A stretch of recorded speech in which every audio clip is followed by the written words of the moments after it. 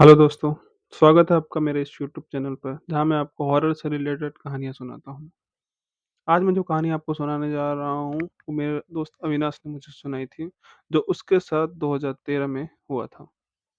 तो बात है 2013 की, जब उसने नया-नया बीटेक में एडमिशन लिया था। वहाँ उसकी मुलाकात होती है राहुल नाम के लड़के से, जो कि काफ़ी पढ़ने में अच्छा था। धीरे-धीरे उनकी दोस्ती बढ़ती है और वो एक काफ़ी अच्छे दोस्त बन जाते हैं। राहुल के बारे में अगर बताऊँ तो उसकी फैमिली में टोटल 4 लोग थे, उसके मम्मी-पापा, उसकी बहन और वो। उसके पापा पीएसयू में किसी अच्छे पोस्ट पे काम करते थे, मम्मी हाउसवाइफ थी और छोटी बहन तीसरी या चौथी क्लास में उस टाइम पे पढ़ रही थी।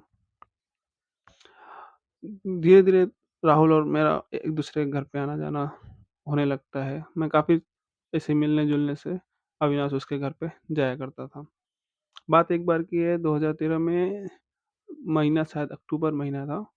जब वो अविनाश उसके घर पे जाता है तो उसकी बहन की तबीयत उस समय अच्छी नहीं होती है। तो जाता है, जब वो देखता है तो उसकी बहन के माथे पे एक छोटा-सा यहाँ पे निशान रहता है, जैसे कोई सिगरेट मार्क रहता है, वैसा एक निशान रहता है। वो देख के वो काफ़ी टेंशन में आता है कि ऐसा कैसा मिसा कल 2-4 दिन पहले मैंने देखा था, तब तो ऐसा कुछ निशान था नहीं, अभी अचानक से ऐसा निशान आ गया है। तो अपने दोस्त अविनाश से बात करता है कि भाई ये क्या चक्कर है? तो उसका दोस्त बताता है कि भाई ये लगभग 3-4 साल से ऐसा हो रहा है कि हर महीने इसको एक ये ऐसा मार्क अपने आप आ जाता है और विदिन अ डे, मतलब 1 दिन रहता है और अगले दिन गायब हो जाता है। पर उस 1 दिन में उसकी तबीयत काफ़ी ख़राब रहती है। वो उसको बी बुखार टाइप का रहता है, शरीर में दम नहीं रहता है, ऐसा करके बहुत सारा रहता है। हुँ। तो मैंने कहा यार अपने मम्मी-पापा से बात करो, बोलते उन्होंने भी चेक किया था, पर वो बोलते हैं शायद छोटी बच्ची है, इधर-उधर लग जाता हो ऐसा होगा, इसलिए बीमार-उमार रहती है, बाकी इधर ये माँ उतना ध्यान नहीं देते वो लोग। तो मैंने भी बोला ठीक है, कोई बड़ी बात नहीं है, जब तुमको ऐसा वो है नहीं, इतना वो कुछ लेना-देना नहीं है तो जाने दो, धीरे-धीरे ठीक हो जाएगा। बोले ठीक है। ये सब चलता रहा, फिर धीरे-धीरे ऐसा होते-होते हर महीने ऐसा होता था उसके साथ और धीरे-धीरे ऐसा करते-करते 1 साल बीत गया।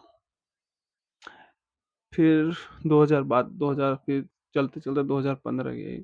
2015 में राहुल ने अपने घर पर एक छोटी-सी पार्टी थी उसके, तो सभी रिलेटिव्स आए हुए थे। धीरे-धीरे सब रिलेटिव्स, रात हो गई, सारी पार्टी-वार्टी खत्म हो गई। तकरीबन रात के 2 बजे थे कि अचानक से उसकी बहन काँपने लगती है। तो जब उसकी बहन काँपने लगती है तो उसकी मम्मी उसके पास जाती है कि बेटी क्या हुआ? मतलब कुछ तो नहीं लग रही है या ऐसा कुछ है? और जब जैसे ही वो पूछ ही रही थी कि उसकी अचानक से आँखें पलट जाती हैं, मतलब ऐसे पूरा टर्न हो जाती हैं। ये देख के उसकी मम्मी अचानक से बहुत टेंशन में आ जाती है कि क्या हुआ, क्या हुआ? उसको लेके सोफ़े पे जाती हैं, क्या हुआ उसको? और फिर जैसे ही सोफ़े पे लेके जाते हैं, उसकी आँखें बंद हो जाती हैं। जैसे इंसान सोने लगता है वैसा हो जाता है। तो सारे घर वाले टेंशन में आ गए, क्या हुआ भाई हमारी बेटी को? अब राहुल भी वहीं था, वो भी चेक कर रहा था और सभी ने ध्यान दिया कि उसने उस टाइम पे अपनी मुट्ठी, ये मुट्ठी जो होती है वो बहुत कस के पकड़ी हुई थी। तो राहुल ने अपने सारा, मतलब जाके देखता है, उसको खोलने की कोशिश करता है और पूरा दम लगा देता है, फिर भी वो मुट्ठी नहीं खोल पाता है। तो ये राहुल टेंशन में आ जाता है कि भाई क्या हुआ? मतलब एक छोटी-सी बच्ची के हाथ में इतनी ताकत है कि मैं इसकी मुट्ठी नहीं खोल पा रहा हूँ। उसके पापा भी ट्राई करते हैं फिर भी नहीं खुलता है और थोड़ी देर बाद ट्राई करते-करते वो हाथ खुल जाता है और जैसे ही वो हाथ खुलता है, उसके घरवाले इतने टेंशन में आ जाते हैं कि भाई ये क्या देख लिया?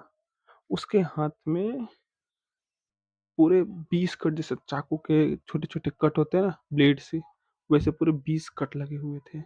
ये देख के पूरा का पूरा घर टेंशन में आ गया कि भाई ये क्या हो गया? तुरंत उसको हॉस्पिटल लेके भागे।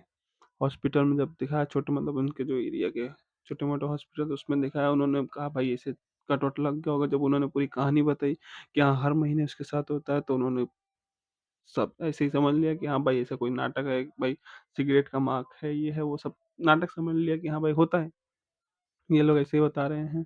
फिर वो लोग अपोलो हॉस्पिटल में भी गए कि भाई वहाँ पे, तो वहाँ पे भी उन्होंने कोई हॉस्पिटल वाला वो नहीं दिया, बस पट्टी-वट्टी करके जाने दिया।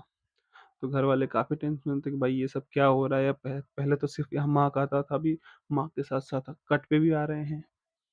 तो उन्होंने अपने रिलेटिव से बात किया, तो कई जनों में बात किया, तो एक ने बताया कि भैया आप इनको द तेरापंथ या ऐसा कोई मंदिर का नाम मेरे को एग्ज़ैक्ट याद नहीं आ रहा है, वहाँ पे ले जाने के लिए कहा। तो घर वाले तुरंत जैसे उनसे बात हुई और वो तुरंत वहाँ से निकल गए वहाँ पे जाने के लिए। वहाँ पे जैस तो सॉरी तारापीठ नाम था मंदिर का, वहाँ पे जाने के लिए बोला था। तो जैसे ही वो वहाँ पे पहुँचते हैं तो वहाँ पे वो ढूँढने पे एक बाबा उनको मिलते हैं, जिनसे वो जाके पता करते हैं कि भाई क्या हुआ है हमारी बेटी को? तब वो बाबा बताते हैं कि आज से 5 साल पहले आपकी बेटी किसी नज़र जहाँ पे जैसे चौराहे पे नज़र उतार के रखते हैं, उस पे उसका पाँव लग गया था।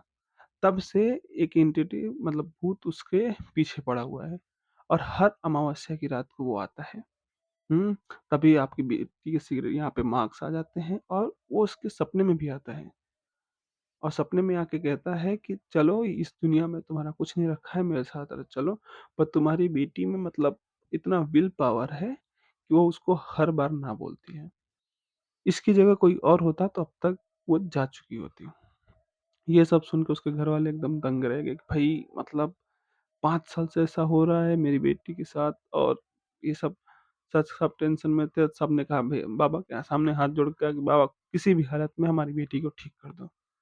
जो होगा सब हम करेंगे बस हमारी बेटी को ठीक कर दो।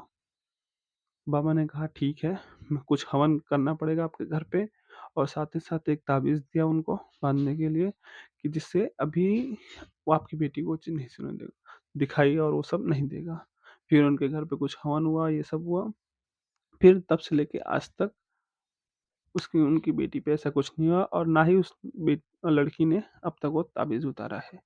ये सारी कहानी राहुल ने अविनाश को विथ प्रूफ़ दिखाया था और अविनाश ने मुझे बताया था। मैं आपको आज ये कहानी बता रहा हूँ। बाकी इसी तरह की और कहानियाँ सुनने के लिए मेरे इस यूट्यूब चैनल को सब्सक्राइब करिए।